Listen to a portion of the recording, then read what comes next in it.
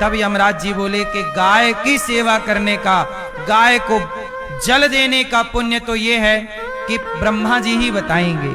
तो यमराज जी उस महिला को लेकर ब्रह्मा जी के पास गए। ब्रह्मा जी से कहा कि प्रभु, ये महिला ने गाय को पेट भर पानी पिलाया है, क्या पुण्य है इसका? तब ब्रह्मा जी ने कहा कि चलो भगवान श्री कृष्ण के पास चलते हैं, क्योंकि गौ सेवा तो वही करते हैं और गौ सेवा का महत्व क्या है वो वही बताएंगे। तो गोलोक धाम में राधा संग भगवान श्याम सुंदर विराजे थे। ब्रह्मा जी यमराज जी उस महिला को लेकर गए। श्री कृष्ण भगवान से कहा प्रभु प्रणाम। भगवान ने कहा क्या हुआ? बोले ये महिला। भगवान कृष्ण बोले ये कौन महिला है? बोले इसने अपने पति को बहुत धोखा उखा दिया। तो भगवान कृष्ण बोले मेरे पास क्यों लाए? प्रभु इसने गाय को पेट भर पानी पिलाया है। तो हम लोग समझ नहीं पा रहे हैं कि पेट भर पानी पिलाने का पुण्य क्या दें। तब भगवान कृष्ण मुस्कुराए, बोले इसने एक गाय को पेट भर पानी पिलाया, इसका पुण्य यही तो है कि ये गोलोक धाम आ गई, मेरे समक्ष आ गई। यही इसका पुण्य है कि एक गाय को भी पेट भर जल दिया जाए तो गौ सेवा के बल पर आप भगवान के धाम को प्राप्त होंगे। ये गौ सेवा का पुण्य है। भगवान ने उस पर कृपा की, उसके सारे पाप समाप्त हो गए, वह पुण्यात्मा हो गई। इसलिए कहता हूं गाय की सेवा, कभी चारे की कभी जल की, ये सारी सेवाएं निरर्थक नहीं है। गौरी गोपाल गौशाला में गायों के लिए ना हम लोग टैंकर से पानी बुलाते हैं, क्योंकि यहाँ का पानी खारा है। पानी वृंदावन का पानी कैसा है?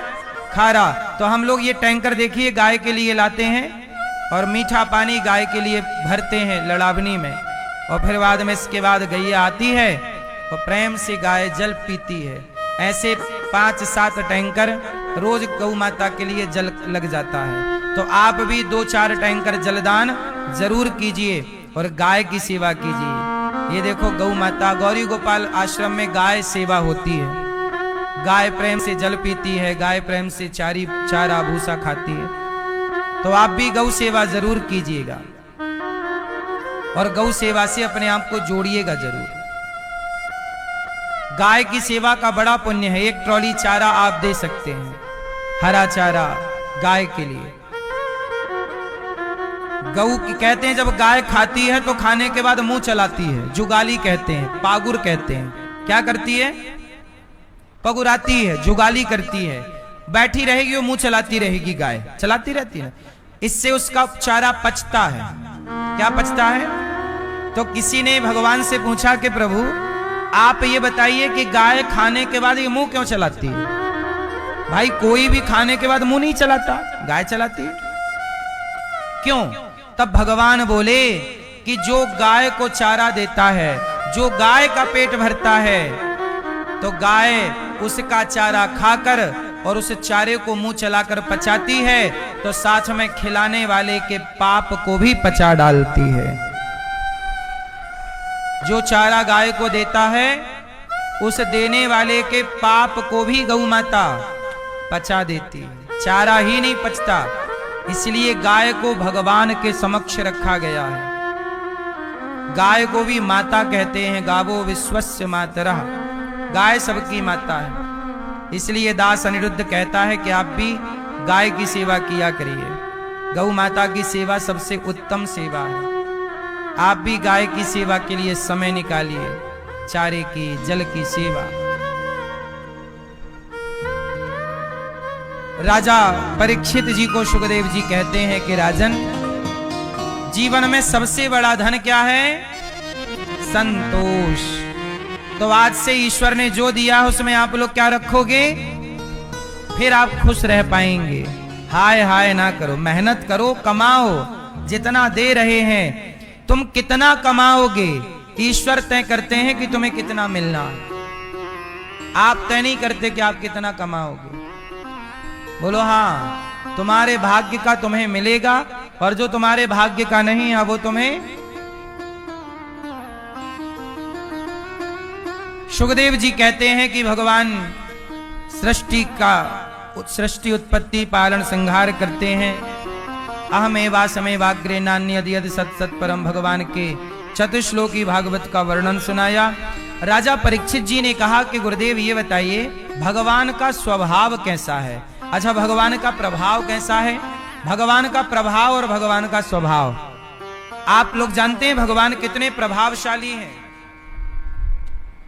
कितना प्रभाव है भगवान का। मैया, भगवान का प्रभाव कितना है? चलो बताओ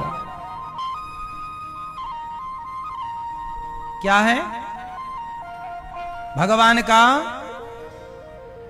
प्रभाव कितना है? पहले ये बताओ मैया। भगवान का प्रभाव इतना है कि जयंत का नाम सुना है आपने? जयंत, देवराज इंद्र के बेटे का नाम है जयंत। एक बार जयंत ने भगवान राम माता सीता के बालों में वनवास था राम का 14 वर्ष का, तो भगवान एक जगह क्या कर रहे थे कि राम जी माता सीता के बालों में पुष्प लगा रहे थे और राम जी सीता जी का श्रृंगार कर रहे थे। कानों पे पुष्प, गले पे पुष्पों का हार, बाजू में पुष्पों का हार, पूरे अंग अंग में भगवती के शरीर पर मां सीता के अंगों पर राम जी पुष्पों का हार रखकर सीता जी का श्रृंगार कर रहे थे कि तभी देवराज इंद्र का बेटा जयंत आता है और जयंत को लगा कि ये राम, इनका प्रभाव कितना है ये तो देखूं मैं। तो उसने प्रभाव देखने के लिए माता सीता के पांव में चोंच मार दी जयंत ने, और जब चोंच मारी तो खून गिरा, रक्त गिरा, और जब रक्त गिरा तो वो बहता हुआ सीता मैया ने, दर्द था पर राम जी श्रृंगार कर रहे थे तो सीता जी उठी नहीं कि डिस्टर्ब होगा, तो वो खून बहा, और जब बहा तो बहता हुआ राम के पास आया। राम जी ने देखा कि रक्त, देखा तो पांव में चोट लगी। किसने किया? तो बहुत दूर कौआ जाता हुआ दिखाई पड़ा। राम समझ गए किसी कौआ ने, अभी यहीं बैठा था, इसी ने चोंच मारी होगी। राम जी ने एक तिनका उठाया और तिनके का धनुष बनाया और तिनके का बाण बनाया और चला दिया जयंत की ओर। जयंत पूरे ब्रह्मांड में भागा, ब्रह्मा जी बचाओ, शिव जी बचाओ, देवराजेंद्र से पिता से कहा बचाओ, पर भगवान राम के उस बाण से किसी ने जयंत की रक्षा नहीं की। भगवान शिव ने भी कहा मैं तेरी रक्षा नहीं कर सकता, प्रभु का बाण है। ब्रह्मा जी ने भी हाथ जोड़ लिए, प्रभु से पंगा कौन ले। इंद्र बोले भाग जा यहां से, अब ना जयंत बिकल, अब जयंत को लगा मैं मर जाऊंगा। तभी नारद जी मिल गए, नारायण नारायण नारायण। नारद देखा बिकल जयंता, लागी दया कोमल चित संता। नारद जी बोले जयंत यहां आओ, क्यों भाग रहे हो? जयंत बोले कि प्रभु आप, मेरे से एक अपराध हो गया, माता सीता के पांव में चोंच मार दी कौआ बनकर, प्रभु ने बाण छोड़ दिया, अब मुझे कोई बचाने को तैयार नहीं है। नारद जी बोले तूने अपराध किसका किया है? बोले जानकी जी का। तो जा माता सीता की शरण में, वही तुझे माफ करेंगी। जयंत दौड़ा दौड़ा गया, मां भगवती के चरणों में गिर पड़ा, माता क्षमा कीजिए, क्षमा कीजिए। जब सीता मां के चरणों में गिरा तो माता जानकी ने राम की ओर देखा, कहा प्रभु ये आपका बच्चा है, क्षमा कर दीजिए। तब राम जी ने उसे क्षमा किया और वह अस्त्र, वह ब्रह्मास्त्र शांत हुआ। जरा देखिए कि भगवान के चरणों में मां जानकी से कितना प्रेम करते हैं प्रभु। चरणों में जरा चोंच क्या मार दी जयंत ने, छोड़ा नहीं। राम जी सीता जी से बहुत प्रेम करते हैं। फिर सवाल खड़ा होगा कि प्रेम करते हैं तो किसी के कहने से घर से निकाल क्यों दिया गर्भावस्था में? तो आपकी जानकारी के लिए बताऊं कि राम जी ने नहीं निकाला था।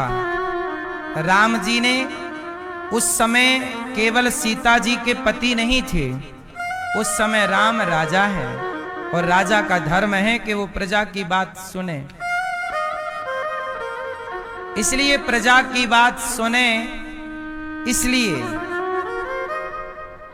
राम जी ने प्रजा की बात सुनी और सीता मां को कहां भेजा? एक संत जी के कुटिया पर। राम जी को पता था कि अयोध्या में मेरे बच्चे जन्म लेंगे तो कैकेयी मां की नजर पड़ते ही बच्चे के संस्कार बिगड़ सकते हैं। कैकेयी मां भी अभी षड्यंत्र छोड़ा नहीं है, अभी भी वो प्रयास में है कि भरत राजा हो जाए, है ना। इसलिए अपने बच्चों को दूर रखने के लिए कि संतों का संस्कार मिले, इसलिए वनवास सीता जी को मिला। लव कुश को सौंप करके अब प्रभु की ये लीला आखिरी थी। इसके बाद लीला पूरी हुई। तो कहने का अर्थ ये है कि भगवान का प्रभाव कितना है कि भगवान बाण चलाएं तो ब्रह्मा और भगवान शिव भी हाथ नहीं लगा सकते। जरा सोचिए, इतना बड़ा प्रभाव। भगवान कृष्ण अपने गुरु जी के मरे हुए बेटे को जिंदा करके लौटाए, सांदीपनी जी के मरे को जिंदा किया। ये प्रभाव है भगवान का प्रभाव। इतना कि एक उंगली से पहाड़ को उठा लिया, इतने से मुख में पूरा ब्रह्मांड दिखाया। ये प्रभु का प्रभाव है। लेकिन स्वभाव कैसा है? स्वभाव ऐसा है कि भगवान विदुरानी के घर गए, कहा काकी जी भूख लगी है, तो भतुए की सूखी साग परोस दी, तो भगवान सूखे साग का भोग लगा रहे हैं। ये स्वभाव है।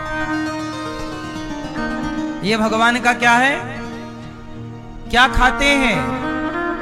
काकी जी और भूख लगी है, केला तोड़ कर ले आई, छिलका छीलती जा रही है और फल फेंक कर छिलका भगवान को दे रही है विदुरानी। भाव में डूब गई, व्यवहार भूल गया कि ये करूं कि ये करूं।